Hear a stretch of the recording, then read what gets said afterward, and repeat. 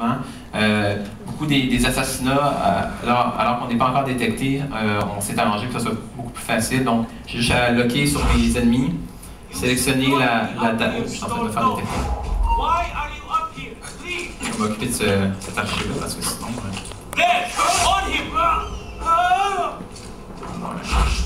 Let's go! Let's go!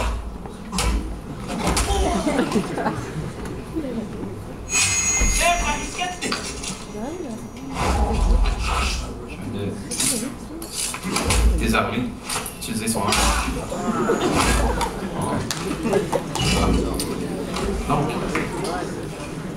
Donc, les assassinats, je lock.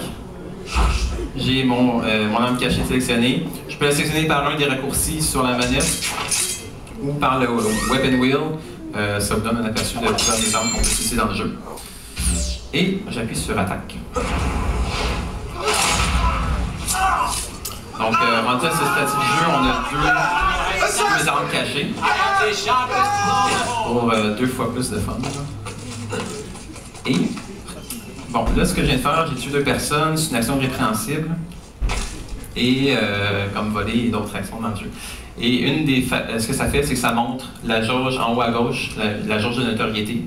Ce qui se passe en fait, c'est que le monde entend parler des meurtres qui sont passés, puis ils disent « Ah, l'assassin est en ville », donc on est plus recherché.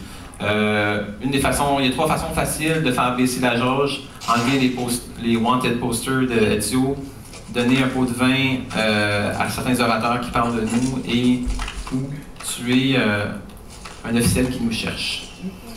Si la jauge devient pleine, ce qui se passe en fait, c'est que les gardes vont nous attaquer dès qu'ils nous voient, donc parce qu'on est connus.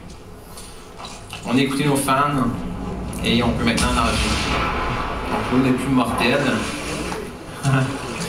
sauf pour les ennemis. Donc c'est toujours une bonne stratégie de pouvoir lancer les ennemis dans l'eau. Et j'ai toujours de montrer ça. On a voulu permettre aux joueurs de customiser un peu leur personnage en changeant les couleurs de l'assassin. Donc moi, en tant que gamer, j'aime ce genre de feature, je voulais que vous le sachiez. Chaque ville a un set de couleurs différents, donc à vous de trouver celui qui vous plaît le plus. Ce que vous voyez ici à droite, c'est une banque de données.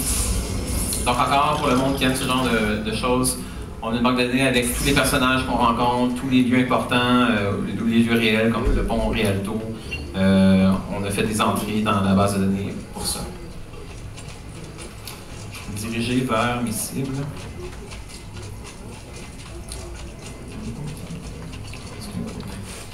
D'autres trucs? Non, il n'y en a pas ici. Je vais vous montrer plus tard. Une autre bonne utilité pour l'argent. Ah oui, c'est ça, je vais vous montrer. Un groupe d'NPC, ou de joueurs non jouables, personnages non jouables, PNJ.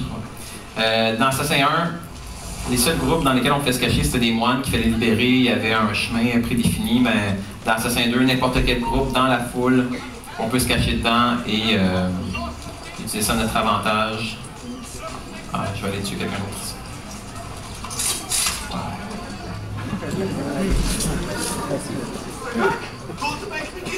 Et bon, je sors du coq à l'âne, je m'excuse, je suis en train de jouer puis j'ai du plaisir.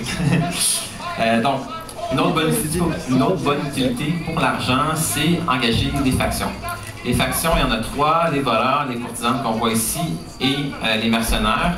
C'est des PNJ qui peuvent vous aider dans les missions et chacun a leur utilité. Les courtisanes, on peut être caché dedans en marchant, donc super pratique. Et on peut les utiliser pour distraire les gardes. Donc, en appuyant sur triangle, j'ai dit aux courtisanes, allez distraire ces gardes-là.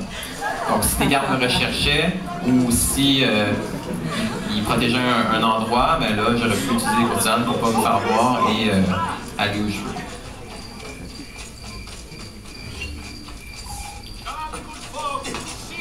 Si vous n'aimez pas, ben, pas vous n'aimez pas, mais vous êtes tanné de faire les missions principales, il y a plein de missions secondaires que vous pouvez faire. Certaines on a dévoilées à Gamescom. Par exemple, les endroits secrets qui sont des maps un peu comme Prince of Persia, linéaires, qui challenge le freerun et le combat. Beaucoup de ces maps-là sont dans des endroits connus comme la cathédrale Saint-Marco. Si vous les faites toutes, vous allez avoir l'armure ultime du jeu. Il y a aussi des NPC dans la foule qui peuvent vous donner des missions, comme